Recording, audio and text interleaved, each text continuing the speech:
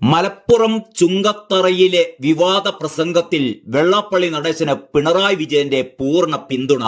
ഒരു രാഷ്ട്രീയ പാർട്ടിക്ക് എതിരെ പറഞ്ഞതിനെ ആ പാർട്ടിക്ക് വേണ്ടി ചിലർ തെറ്റായി പ്രചരിപ്പിക്കുകയാണ് എന്ന് പിണറായി കുറ്റപ്പെടുത്തി.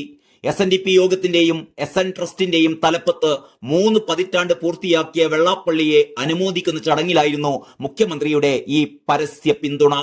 വെള്ളാപ്പള്ളിക്ക് കാര്യങ്ങൾ അവതരിപ്പിക്കാൻ നല്ല ശേഷിയുണ്ട്. സരസ്വതി വിലാസം അദ്ദേഹത്തിന്റെ നാക്കിനുണ്ട്. വെള്ളാപ്പള്ളി മതനിരപേക്ഷത എന്നും ഉയർത്തിപ്പിടിച്ചിട്ടുണ്ട്. അടുത്ത കാലത്ത് ചില വിവാദങ്ങളൊക്കെ ഉണ്ടായി. എന്നാൽ വെള്ളാപ്പള്ളിയെ അടുത്തറിയുന്നവർക്കറിയാം അദ്ദേഹം ഒരു മതത്തിനും എതിരല്ല എന്ന്. രാഷ്ട്രീയ പാർട്ടിക്ക് എതിരെയാണ് അദ്ദേഹം പറഞ്ഞത്. ആ പാർട്ടിക്ക് വേണ്ടി ചിലർ പ്രസംഗം തെറ്റായി പ്രചരിപ്പിച്ചു എന്ന് മുഖ്യമന്ത്രി വിമർശിച്ചു. അനിതര സാധാരണമായ കർമ്മശേഷിയും നേതൃപാടവവും കൊണ്ട് വെള്ളാപ്പള്ളി 2 ചരിത്ര നിയോഗങ്ങളുടെ നെറുകയിലെത്തി നിൽക്കുകയാണ്. ആത്മാഭിമാനത്തോടെ തലയുയർത്തിപ്പിടിച്ചു നിൽക്കാൻ SNDP യോഗം അംഗങ്ങൾക്ക് ആശയും ആവേശവും നൽകി എന്നുള്ളതാണ് വെള്ളാപ്പള്ളി നടേശൻ എന്ന നേതാവിനെ വ്യത്യസ്തനാക്കുന്നത്. കഴിഞ്ഞ 3 പതിറ്റാണ്ടുകൊണ്ട് വെള്ളാപ്പള്ളി നടേശന് കീഴിൽ SNDP യോഗവും SN ട്രസ്റ്റും വളർന്നു. 2 സംഘടനകളുടെ നേതൃത്വം ഒരേ സമയം നിർവഹിച്ച് ഒന്നിനൊന്ന് മെച്ചപ്പെട്ട നിലയിൽ കാര്യങ്ങൾ നിർവഹിക്കാൻ അദ്ദേഹം തയ്യാറായി. കേരളത്തിന്റെ വളർച്ചയ്ക്ക് വലിയ സംഭാവന ചെയ്ത സംഘടനയാണ് SNDP. അതിനെ 30 വർഷം നയിച്ചത് അപൂർവതയാണ്.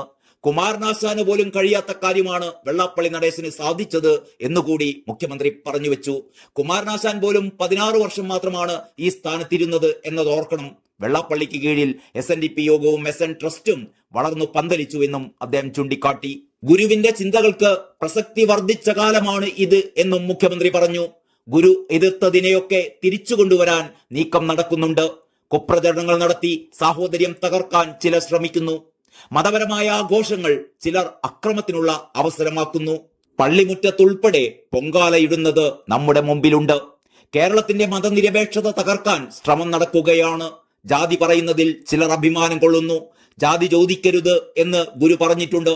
ഇവിടെ ജാതി ചോദിക്കാൻ ചിലർ പറയുന്നു. നാടിനെ പിന്നോട്ട് നയിച്ച് രാഷ്ട്രീയ നേട്ടം കൊയ്യുകയാണ് അവരുടെ ലക്ഷ്യം. ഇതിനെതിരെ SNDP ശക്തമായി ഇടപെടണമെന്നും മുഖ്യമന്ത്രി ആവശ്യപ്പെടുകയുണ്ടായി.